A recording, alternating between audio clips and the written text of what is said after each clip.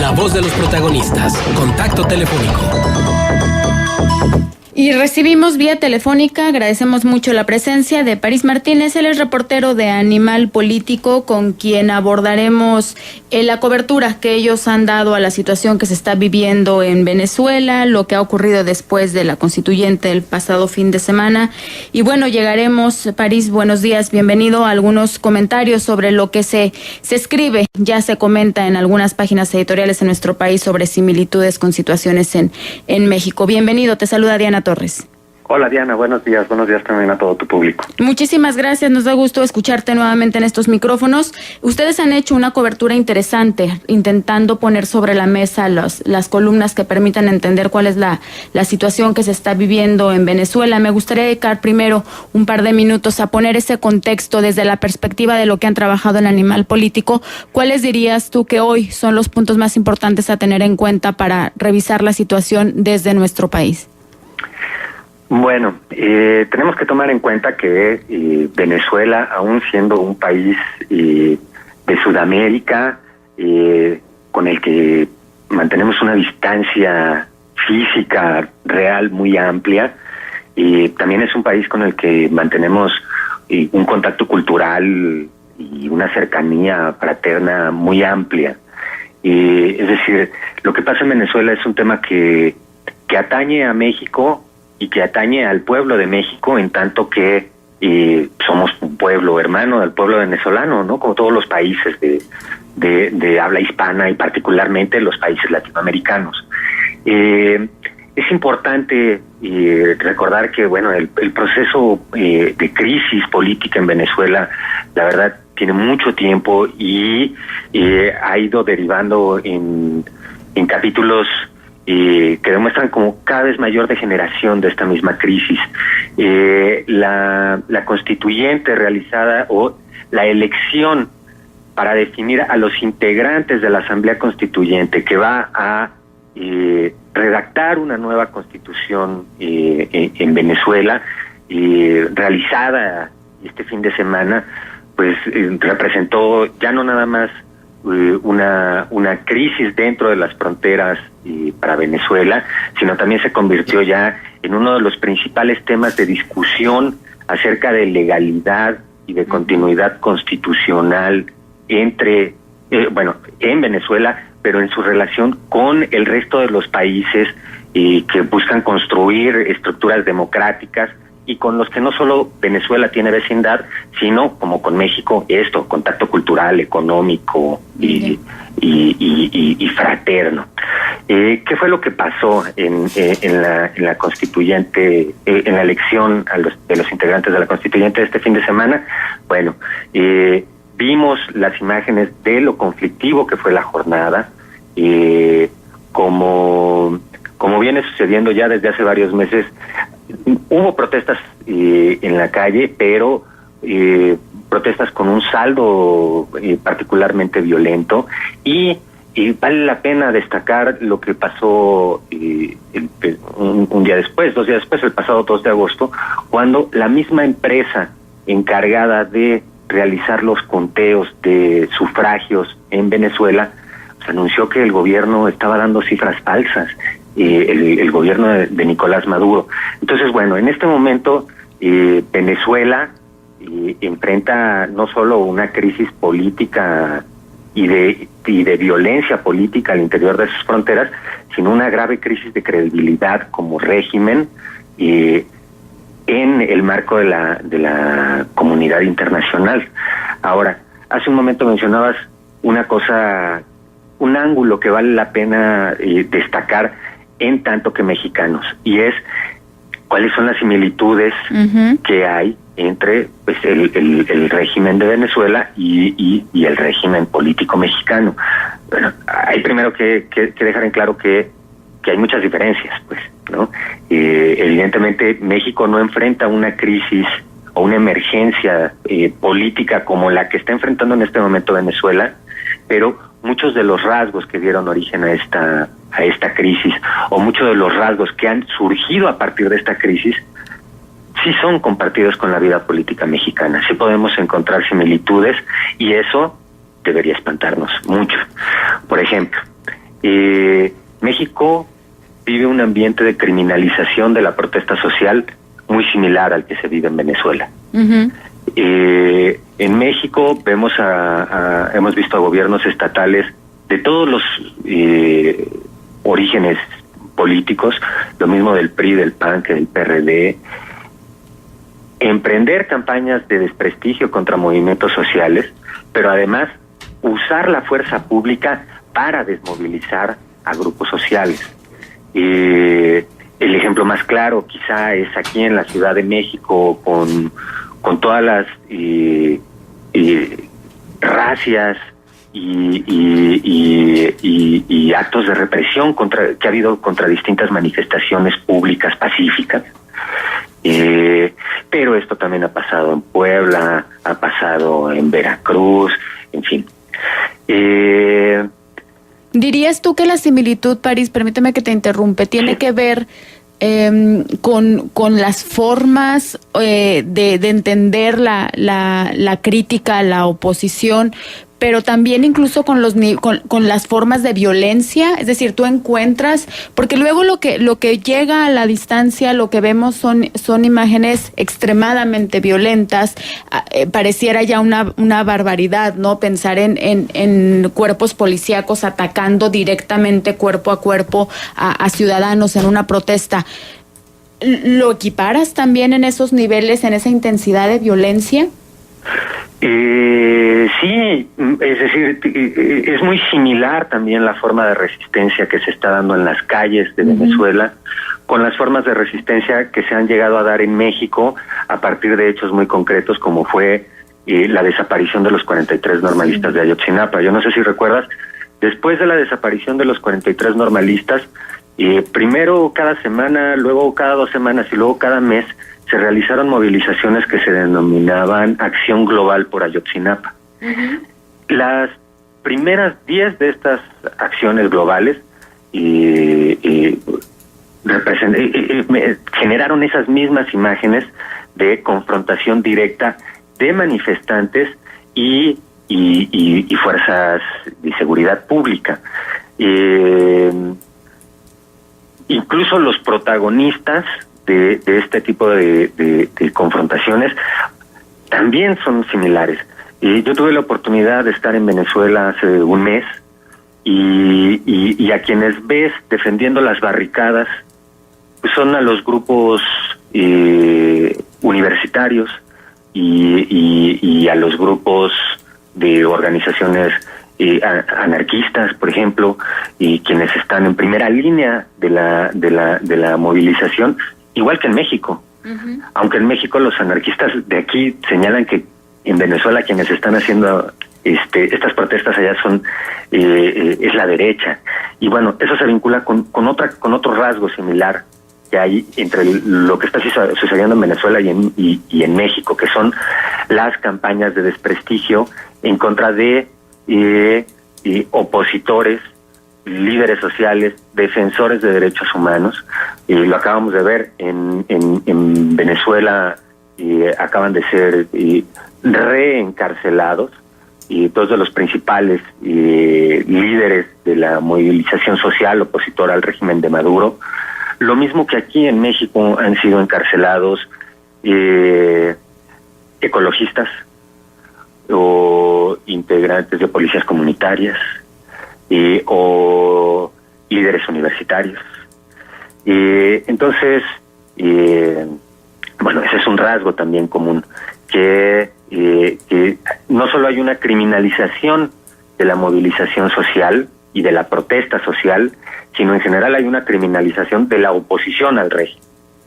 Uh-huh.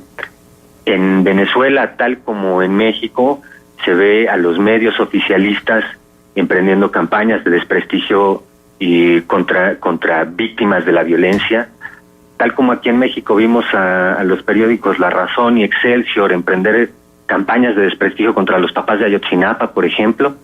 Uh-huh. En Venezuela hay campañas de desprestigio contra los papás de jóvenes que han sido asesinados o encarcelados en el marco de las manifestaciones, no solamente para criminalizar a los hijos, sino también para presentar a sus padres, quienes reclaman justicia, ante estos homicidios, presentarlos también como promotores de la violencia o abiertamente como criminales.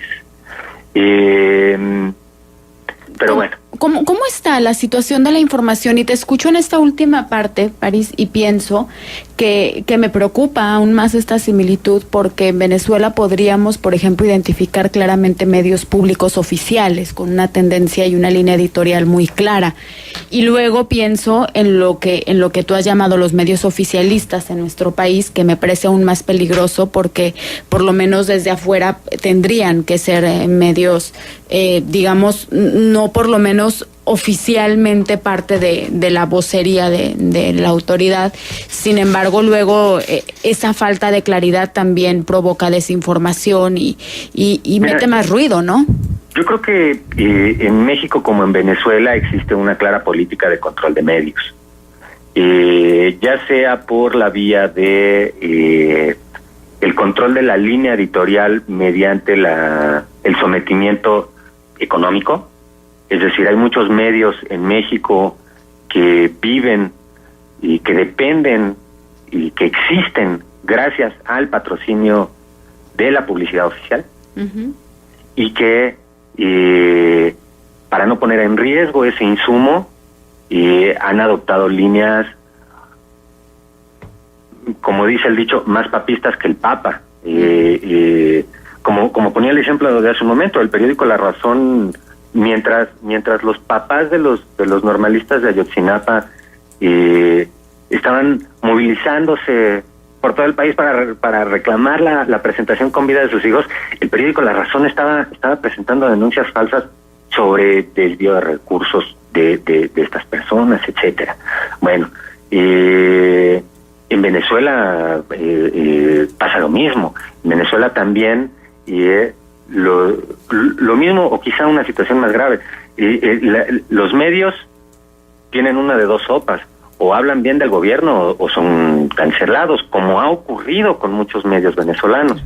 Y como pasa en México, Internet se ha vuelto en muchos casos el refugio para un buen número de periodistas que simplemente se quedaron sin trabajo porque se quedaron sin medio. Y en México está sucediendo un proceso similar.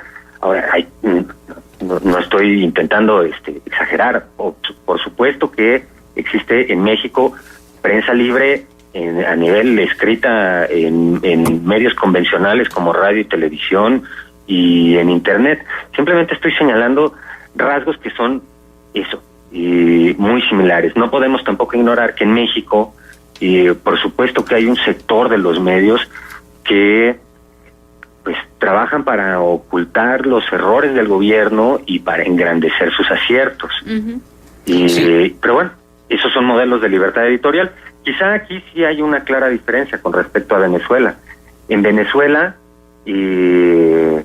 está prácticamente cancelado el derecho a la libre expresión, ya sea por la vía de la manifestación física o por la vía de la manifestación de las ideas. En México, aunque los derechos a la libre expresión y a la manifestación son combatidos desde algunos sectores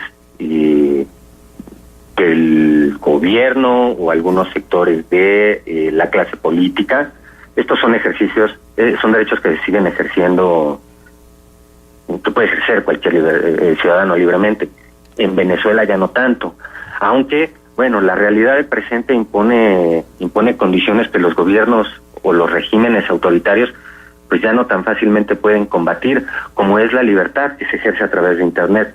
Ahora, muchos universitarios venezolanos están iniciando proyectos de difusión de información dentro de Venezuela y fuera de Venezuela a través de Internet y a través de ejercicios autónomos. Por ejemplo, hay dentro de Venezuela colectivos artísticos que están realizando una especie de esquelas para señalizar los puntos en donde han caído todas estas personas, más de 100 que han sido asesinadas en estos meses de jornadas de protesta, asesinadas en el marco de las protestas. Igualmente en Instagram, en Facebook, en Twitter y abiertamente como páginas de Internet, se están creando nuevos espacios para difundir lo que está ocurriendo en este momento en Venezuela. Hace un par de semanas en Instagram, por ejemplo, un grupo de universitarias, de mujeres universitarias, pusieron en marcha un proyecto que se llama Venezolanas contra la Censura, en donde un grupo de jóvenes mujeres y estudiantes de comunicación se instituyeron como equipo periodístico independiente y están generando información básicamente fotográfica sobre las movilizaciones, sobre la represión, sobre la condición de pauperización de la vida cotidiana en Venezuela, que podemos consultar todos, venezolanos y no venezolanos, más allá de los controles que ejerce el régimen sobre los medios, porque, bueno, por lo menos en Venezuela no han llegado a los extremos de China o de Corea de controlar al 100% el flujo de información en Internet. No han llegado ellos y esperamos que no lleguen ellos y mucho menos nosotros, ¿no? En México estamos viendo otro tipo de fenómenos contra la libertad de expresión, como por ejemplo el espionaje a periodistas, a defensores de derechos humanos, a abogados de víctimas, espionaje desde las estructuras de gobierno, con el aprovechamiento de estos nuevos recursos tecnológicos que pues están a disposición de todos, no nada más de los ciudadanos, sino también de estos grupos que buscan como suprimir libertades. Y me refiero concretamente al caso de el programa Pegasus, que adquirió el gobierno mexicano para espiar a través de sus teléfonos a un montón de ciudadanos. Bueno, la situación de Pegasus, el ejemplo de Pegasus, demostraría a mi juicio cómo el régimen mexicano no está tan alejado, por lo menos en sus intenciones autoritarias, pues del régimen de Venezuela, ¿no? Y quizá la situación política no es la misma, no enfrentamos una crisis similar, pero sí estamos ante autoridades que funcionan más o menos igual. Eso ante los periodistas que son detractores del sistema. Sin embargo, hay que ver cómo se porta bien el gobierno con los medios que son proselitistas hacia el sistema. Digo, Periodistas de a Pie publica el día de hoy que el periódico Excelsior es el mejor pagado, con más de 8,300 millones de pesos tan solo en los primeros 4 años, y Televisa más de 9,500 millones. De hecho, tuitea Periodistas de a Pie que los ríos de billetes están en otra parte, comprando lealtades y líneas editoriales. Exacto, pero mira, a ese dato de Televisa hay que agregarle todo el dinero que le han condonado por la vía de las exenciones en el pago de impuestos, que son cantidades que se cuentan por miles de millones de pesos.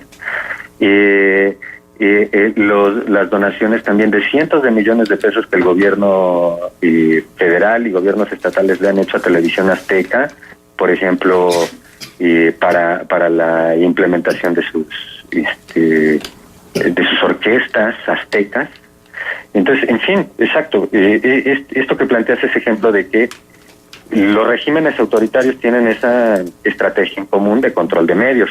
Por un lado, llevas a la asfixia y persigues a los medios con contenidos críticos y premias, fomentas el desarrollo y el gigantismo de otras empresas informativas que más bien están al servicio del régimen, ¿no? O de estas políticas de control de información.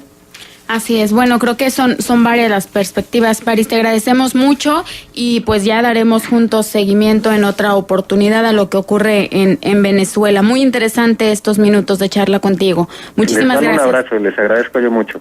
Muy bien, París Martínez, reportero de Animal Político, lo escuchó usted aquí en Contextos.